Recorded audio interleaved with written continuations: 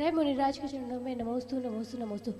गुरु जी, मेरा 2 प्रश्न है। एक प्रश्न तो कि आपको 2 साल से हम आ रहे हैं, कभी भी आपको गुस्सा एक भी बार करते हुए नहीं देखा, तो उसका क्या है रीज़न? तो आप कभी सही टाइम पे नहीं आए। पूछिए पूछिए जी।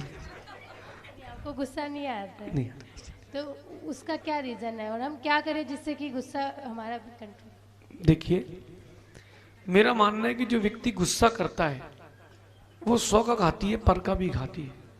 व्यवस्थाएं बनाना, किसी को समझाना गुस्सा नहीं होता। तो मैं व्यवस्थाएं बनाता हूँ, समझाता भी हूँ, लेकिन गुस्सा नहीं करता हूँ। गुस्सा करने से अपनी इमेज गिर जाती है।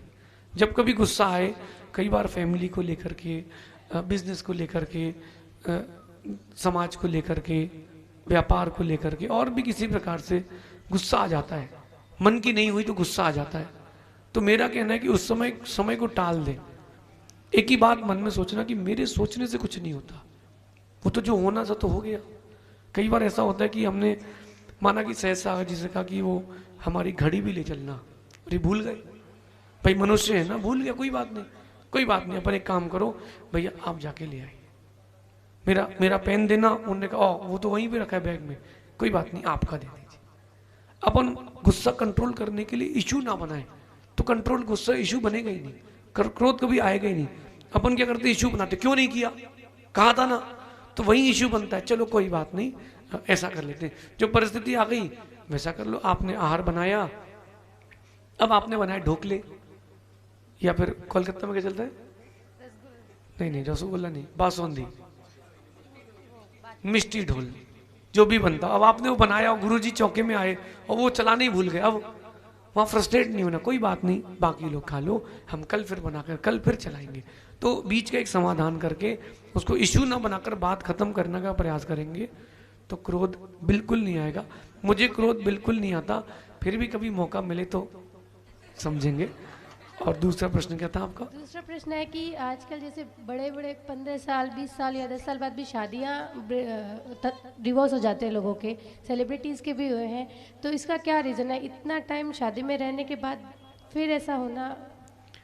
देखिए, आज के समय में जो डिवोर्स के केस बढ़ रहे हैं उसमें सबसे पहली बात है स्टडीज, एजुकेशन, दूसरी चीज़ है ईगो, तीसरी चीज़ है पैसा। अब वो पहले जैसे आपकी माँ है या उनकी माँ है, वो कमाती नहीं थी, आपकी सासू माँ है वो कमाती नहीं है, तो शांति से घर पे रहना पड़ेगा, कोई ऑप्शन नहीं है। अब क्या होता है, मैं कमाती हूँ तो मुंह मत चलाना है, तो हाथ चलाएंगे।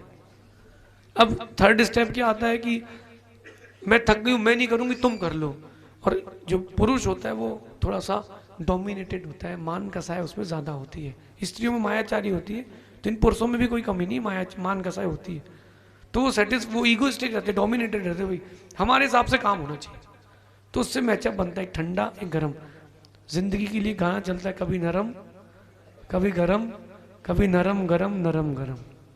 तो ये चीज़ है, इससे थोड़ा सा मैचअप होना चाहिए। अब आज क्या हो गया कि बिजनेस भी हो गया ये, कि लंबे समय तक शादी करो, फिर पैसे वाले से डिवोर्स ले लो, तो अपन भी पैसे वाले बन जाओ। एक और रीज़न आ गया है, वो है फैमिली इंटरेक्शन। जो मायका पक्ष रहता है उसका इंटरेक्शन बहुत ज़्यादा हानिकारक हो गया है। और बुरा नहीं मानो तो बताता हूँ कि जो वो रहता है इनका स्टडी पीरियड, उस समय जो रिलेशंस हो जाते हैं, फिर वो जिससे शादी करते हैं उससे सेटिस्फाइड नहीं होते, उसके नेचर से, उसके पैसे से, उसके व्यवहार से, और भी चीज़ों से आप समझते हो, तो उसको लगता है कि छोड़ो यार। माता पिता का जो इंटरेक्शन रहता है वो भी एक बहुत बड़ा कारण है। बेटा तुम ठीक हो, मेरे हिसाब से तो जैसे सब लड़की विदाई में आती है ना, साल में 1 बार 2 बार, वैसे ही माँ को भी साल में 2-4 बार से तो बात नहीं करना चाहिए। क्यों? अब तो अपना घर संभालो, हम अपना संभालें, ना तुम बोलो ना हम बोले, ऐसा समझिए। अगली जिज्ञासा के लिए तैयार।